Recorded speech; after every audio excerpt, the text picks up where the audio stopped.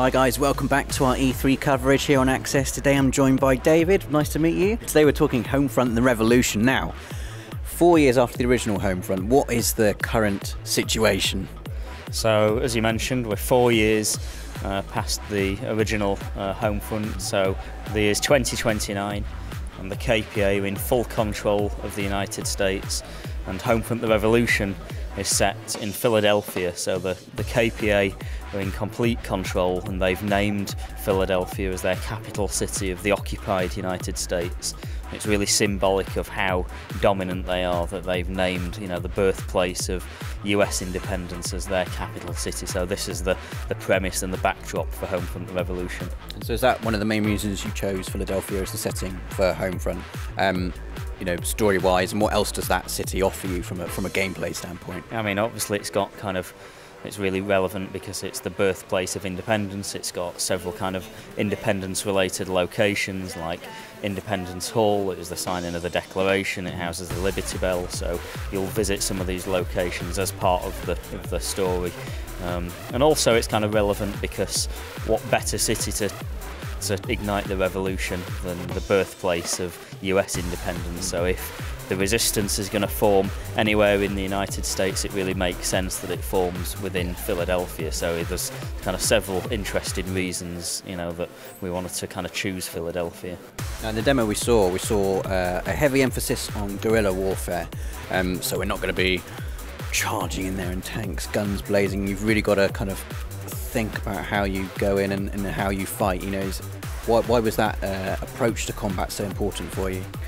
I think one of the main reasons is within our game, Homefront the Revolution, we've kind of gone with this kind of free roam sandbox Philadelphia, so kind of trying to get back to that Crytek DNA of kind of larger play areas and doing missions doing kind of several missions at once. But within that, you're really kind of choosing your kind of objectives, and you're really operating within this kind of game world, and it's really about kind of looking at the occupying forces and kind of choosing how you would best want to kind of strike at any given moment. So it's very much about kind of choosing your opportunity and choosing your time to strike, and then kind of trying to blend back into the population. If you don't do that, if you try and take the KPA on at their own game, kind of going all guns blazing, you'll be crushed. The KPA have got far superior technology. They've got drones and watchtowers and all of the other kind of trappings of occupation. So it's really not practical for you as a player to operate within this game world and try and take on the KPA at their own game, as it were. Sure. And also, visually it looks very, very striking. Obviously, with the Cry engine, you've been able to put a load of detail in there. I guess telling the story visually is quite important for you as well. Can you just tell us a little bit about some of the detail you put in there and what you were trying to achieve with the look of the game? Yeah, I mean, obviously we want to try and sell the kind of brutal dystopian game world, so it's very kind of Orwellian, very kind of almost kind of 1984. And as you mentioned, we've got a fantastic art team that put a huge amount of detail and attention to detail, a huge amount of kind of research, and it's very much about kind of taking Philadelphia and taking the kind of the architecture of Philadelphia and then kind of breaking it down, as it were. It's the kind of ruined Philadelphia, but with all of the KPA infrastructure kind of built, augmented on top of it.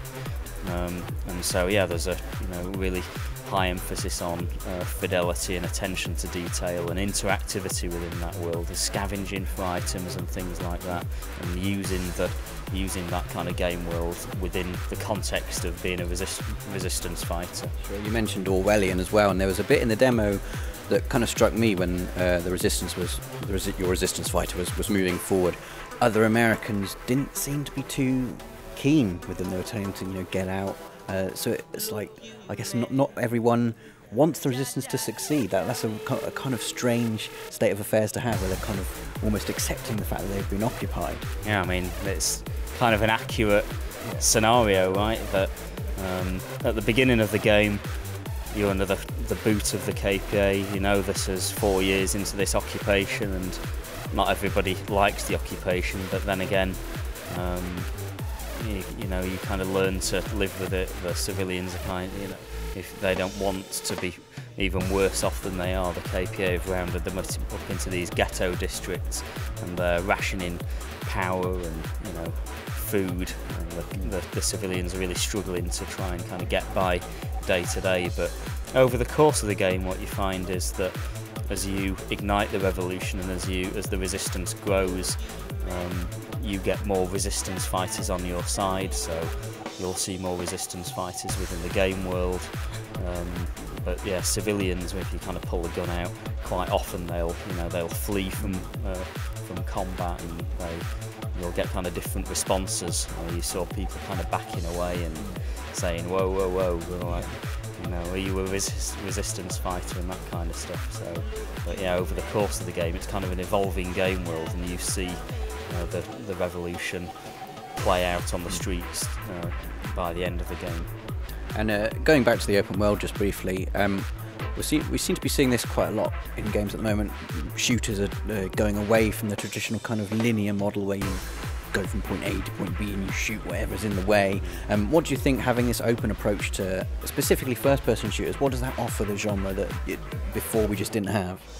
I mean, you mentioned earlier about the, you know, art fidelity and the fidelity of the environments, and I think what you're kind of increasingly seeing nowadays is, I think gamers want to spend time. You spend so much effort building up these game worlds, and you take an interesting premise like Homefront, and it's the right thing to do, to allow people time to explore and to live and breathe the game world a little bit more, not just to kind of be driven through it at 60 miles an hour, you know, racing through all of that. You want to kind of immerse yourself in the game world, and it's important to us as well to put the player in that position. I mean, the whole point of Homefront: The Revolution really is to play out that scenario. What would you do if you were an everyman, if you were, you know, just an ordinary guy, and how would you fight back against a